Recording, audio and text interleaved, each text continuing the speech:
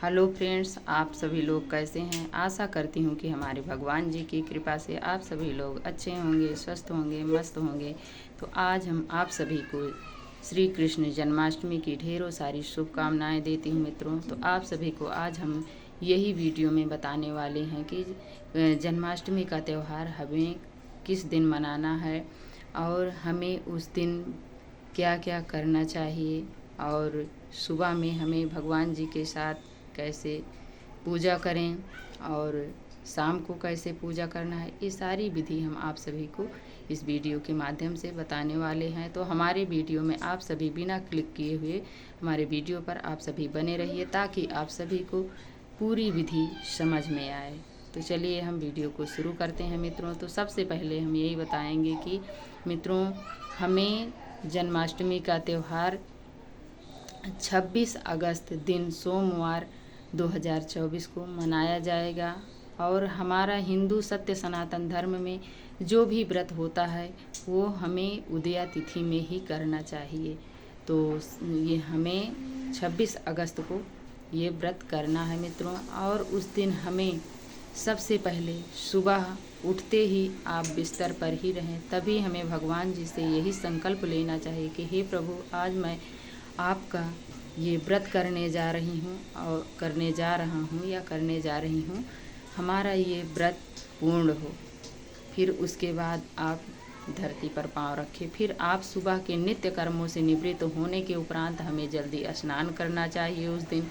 और स्नान करने के बाद हमें स्वच्छ वस्त्र धारण करना चाहिए और उस दिन हमें हो सके तो रेड या येलो कलर का वस्त्र पहनना चाहिए, इसलिए कि हमारे श्री हरि विष्णु भगवान को पीले रंग का वस्त्र बहुत प्रिय है मित्रों। तो उस दिन हमें यही पहनना चाहिए।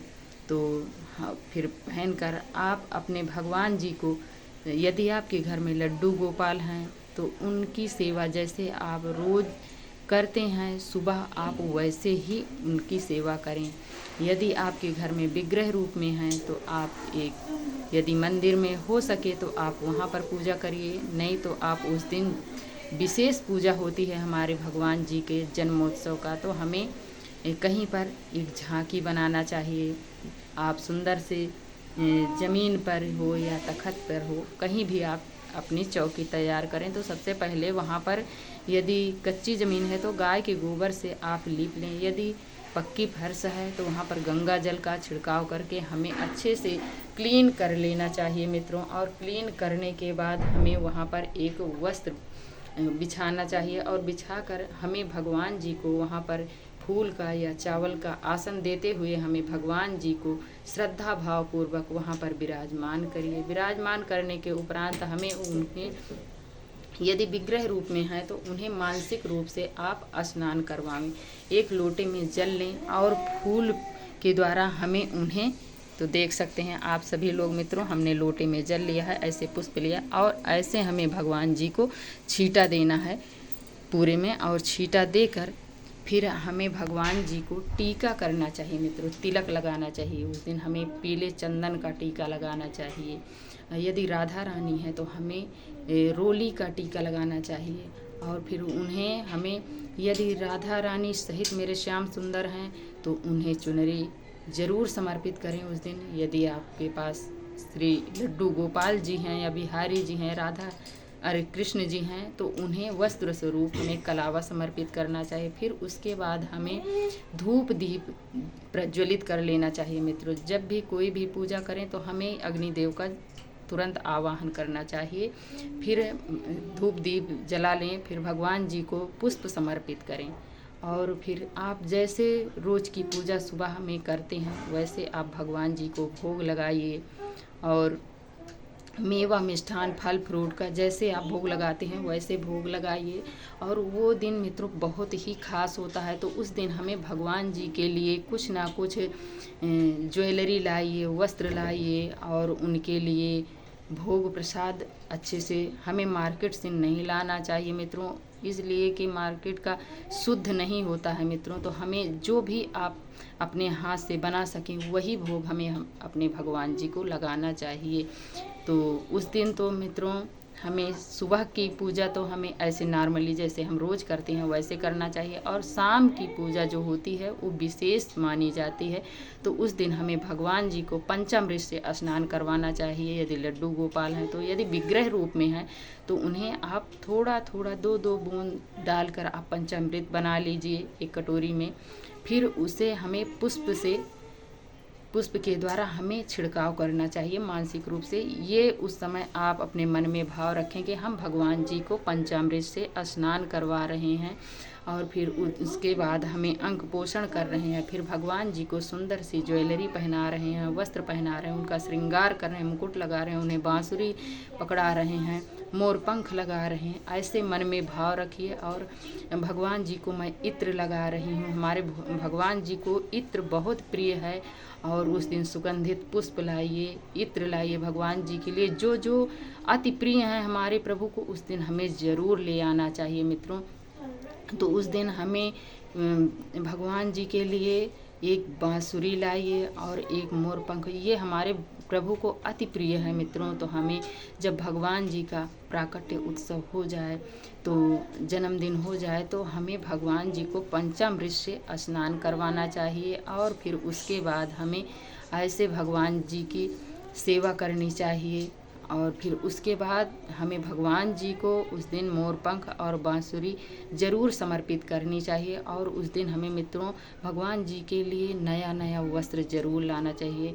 आपके पास यदि सामर्थ्य है तो 2 सेट तो आप ज़रूर लाइए, यदि नहीं है तो आप 1 सेट ज़रूर लाइए। हमारे भगवान जी जगत के पालनहार हैं। जब हम अपना तन ढक सकते हैं, अपने लिए नए वस्त्र ले सकते हैं, तो हम भगवान जी के लिए क्यों नहीं ले सकते हैं। तो हमें उस दिन ज़रूर ले आना चाहिए, और भगवान जी को ज़रूर उस दिन नया नया बढ़िया पहनाना चाहिए। भगवान जी की सेवा करनी चाहिए, और भगवान जी का अच्छे से विधि विधान से पूजन करना चाहिए। और जिस दिन हमारे भगवान जी का जन्मदिन रहता है मित्रों, उस दिन खीरे का भोग हमें ज़रूर लगाना चाहिए।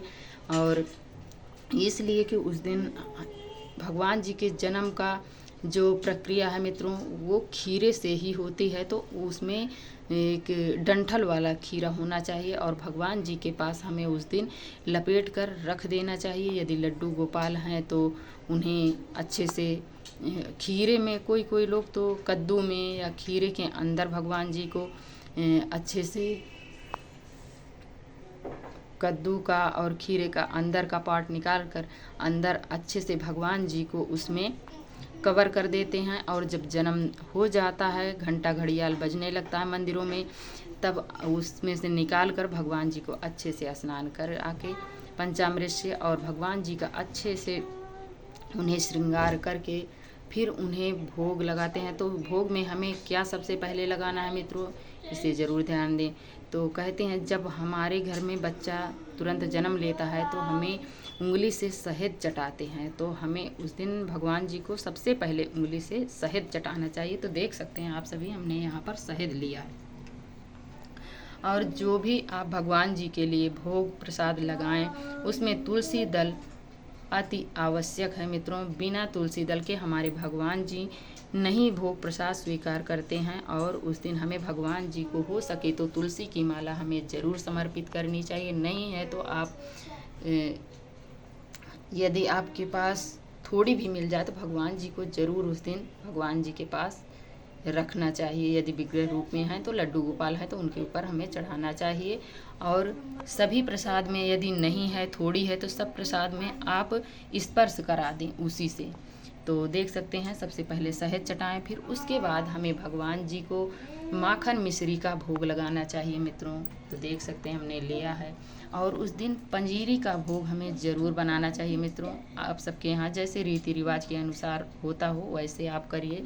हमारे यहाँ गेहूं के आटे का प्रसाद बनता है और सूजी का, कहीं